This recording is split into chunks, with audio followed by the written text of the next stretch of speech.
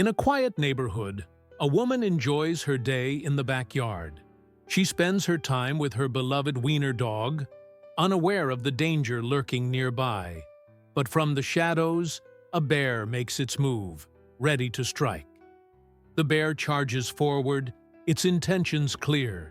Frozen in terror, she knows she must act fast, but her little companion has other plans.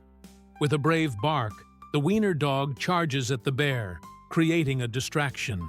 The bear swipes, claws catching the dog's skin, but the brave pup doesn't back down. With the bear distracted, the woman quickly grabs something to defend herself. The courageous dog chases the bear away, barking ferociously. With the bear finally retreating, peace returns to the backyard. The woman rushes to her dog, grateful for its bravery. Though injured, the loyal pup wags its tail, proud of its heroism. Together, they survive the encounter, a bond stronger than ever. In the face of danger, true courage shines through.